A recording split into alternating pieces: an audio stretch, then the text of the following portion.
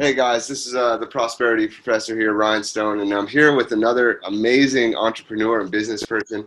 Super excited to be able to present this interview to those of you that are following us. Um, and if you're here for the first time, please feel free to follow or like.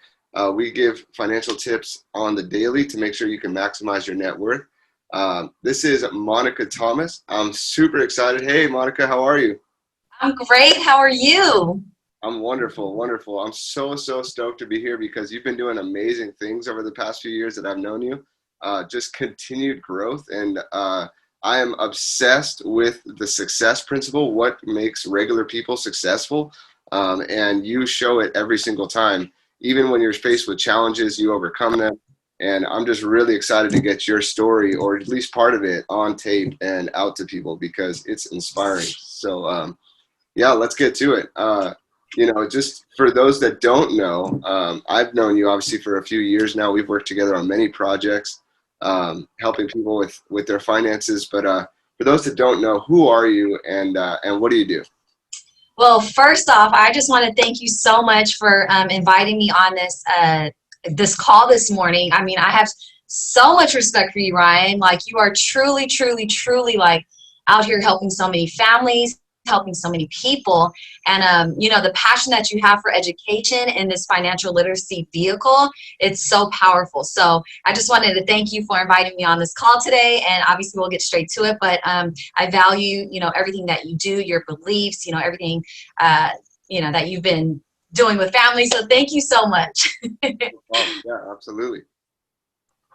So to tell you a little bit about myself, for those of you guys that don't know me, my name is Monica Thomas, and I actually come from the beauty industry. And I was, a hairstylist for 15 years.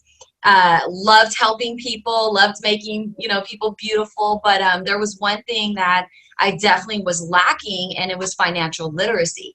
And, a lot of people have never been taught financial literacy. So fast forward meeting Ryan, we got into, this vehicle of like financial literacy and, learning a lot about it. And this is just something that we're truly passionate about and giving other people this knowledge as well. Let me So ask that's you this right sure. there. How did you like come to realize that learning how money works or financial literacy, like how did you come to was there something going on in your life that made you realize uh, things weren't working? Or To be very transparent, being in the hair industry, we made a lot of money. A lot of cash came in, but then a lot of cash went out. So being in my personal industry, we just always were touching cash, always touching money. But I actually, went through a life situation, right, as everyone does. But I went through a divorce. And when I went through that divorce, I lost my house. I lost cars. I lost so much. But being a single mom and having a little infant at that time, it was so important to me to like literally figure out how to make it, and so all the money that I was making, I was like, well, this means nothing now because I just lost everything. And that's what actually put me into, yeah. And so that actually put me into the mindset of like, okay, what do you have to do now? How are you going to support this little baby? How are you going to support yourself? But yet, how are you going to still keep your business? And so yeah, so that's kind of like what it turned on the green light for me to start learning about more financial literacy. That's amazing. So, I've seen this theme come up a lot where humans change out of absolute necessity, right? And you came to a point where you hit rock bottom, and now you have your beautiful son, who's incredible, by the way, and Thank you. it's such a reflection of the hard work that you put in to raise him. And as a teacher, coming from a teaching background, I know that single mothers have it the hardest, really. And so, in order to just figure that out, that's when you said, "Okay, it's time to get down to brass tacks and figure these things out." And since then, I don't know if you're still doing hair because you're so busy doing tons of other businesses, this, that, and the opening offices all over the Bay Area. Yeah. So, what are you doing now to bring in income? Yeah, so to be honest, since the pandemic happened, I really like scaled back on doing hair. As you know, right, so many businesses closed down, so many salons literally like shut down because 5 months of not keeping a business open can definitely hurt a business. So I'm not doing hair much anymore, to be honest. I'm probably doing it like once a month, if that. But what I'm doing now is I'm specializing in credit restoration. Hmm. Okay. Credit restoration, once again, because of my own personal story, I literally, when I went through all of that, my credit went from literally a 730 to a 490 credit score Wow. Wow. in that time frame. And I don't know if you know, or if a lot of our viewers are watching, if they know how important credit is. But credit is your financial foundation. Wow. And that's why I get so passionate about it, because I went from being a homeowner, a business owner, having all my finances right, all of that good stuff, right? But life happened and my credit went to, literally ground zero. And so I grew a passion for it. So my point of saying all that is I'm in the credit restoration industry now. And so what we're doing is we're educating people. We're not just one of those companies that's going to go clean up your credit and tell you to pay us this big lump sum and then you're just going to have awesome credit. We're literally in the game of teaching people the financial foundation of how important credit is. And that's coming from someone who's literally a product of that. I would ask you to say a little bit more. I think you just kind of gave me some insight there. I mean, credit really is your report card in how many doors you can open up as far as what, access to things in our world. And so it's not a reflection of really who you are per se, because none of those choices that you made led you to a 490 credit score, right? Right. And yet Mm-hmm. you're still responsible for it. So I wonder if you could maybe unpack that just a little bit. Why is it important to have good credit? So there's many factors. So as you said, it is like your report card, and unfortunately you can keep showing up to class, you can keep putting in the work, but if something happens to you while you're going to school and you can't make it to class and you end up getting it incomplete, is that your fault? Sometimes not. Sometimes not, right? So same thing applies to credit. Sometimes it is our fault. Sometimes, people are like, oh, I'm just going to go run up my credit card and I'm going to max it out. And then they're like, oh, this is free money. But the truth of the matter is it's not, right? But then there's also the other side where life does happen to you.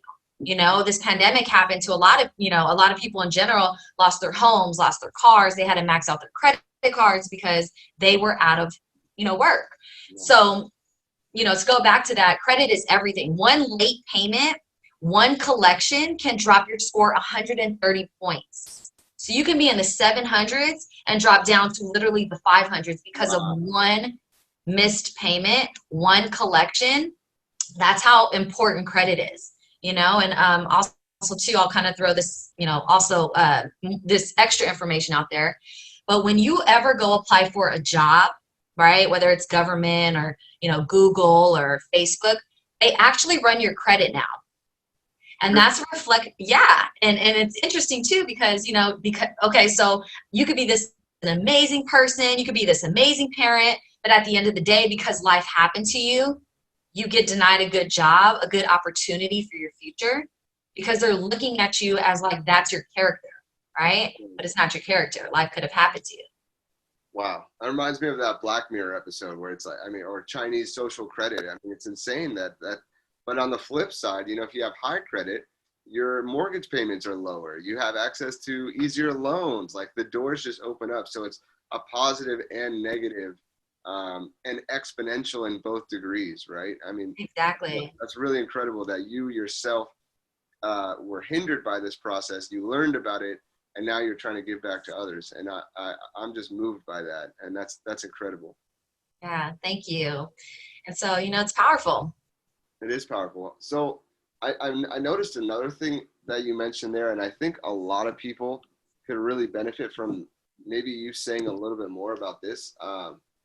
You literally were, and she's good, by the way. Like I followed her Instagram. I know a lot of my female friends loved your work in the hair salon industry, but your industry was literally shut down by COVID, as millions and millions of other people you lost your main source of income.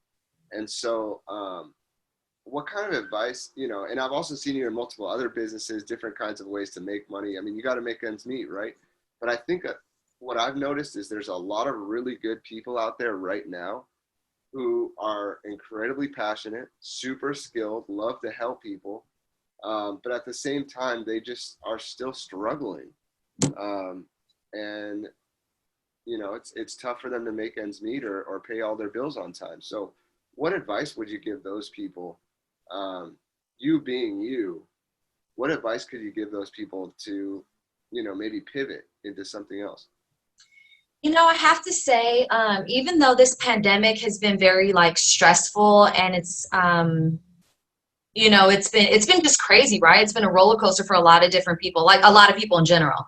But what I would suggest is that like be open-minded. I also think this pandemic has been a blessing because it's actually opening up a lot of different views on things as far as like finance. And I'm going to be honest with you, like getting into the credit restoration business, my first month, I helped 57 people. Wow. 57 people. Wow. And I was like, wow, this is an untapped market, right? So many people are like, oh my gosh, I don't even know where to start. So I think when you have the mindset of like, okay, you know what? My mentality is getting a little bit more sharper because I'm not commuting hours here, hours there, right? I'm eating better because I'm cooking at home, right? I'm spending time with my children, so I'm not eating myself up all the time. So my point of saying that, though, is I think this pandemic has been a blessing for a lot of people because we're starting to see things a little more clearer, and our mindsets are being a little bit more open towards entrepreneurship, right? Being able to work from home, having an additional source of income, because so many people, as we know, got laid off from their jobs. So the unemployment rate has skyrocketed. So to actually leave your future in the hands of another person to dictate whether you're able to feed your family, whether you're able to, put gas in your car, like, why should you have to leave your future and your family's future and your children's future in the hands of a corporation Or another that can just let you go at the drop of a dime? Are you worth more than that? Is your family worth more than that? Absolutely. Sorry, so I get so passionate about it because of the fact that fire. I knew this call was going to be lit on fire. I mean, I'm just saying though, because the truth of the matter is like, whatever I have to do as a parent, I'm going to go do it. And guess what? Now, being an entrepreneur is like, people are just seeing it like, oh my gosh, I can work from home and I can Zoom with my baby at the same time.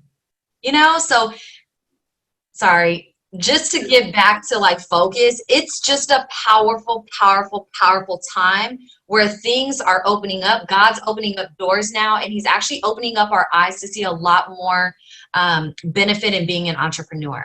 I love it. I love it. Some things to note that I'm going to make sure, keep an open mind towards new opportunities. And then also maybe just stop and think for a minute and maybe reassess your thinking as far as means to make income. Get creative with it and be open, as you said at the start and at the end, to any kind of opportunity that might come your way. That's Absolutely. amazing. Well, cool, Monica. Just one last question. I knew this call was going to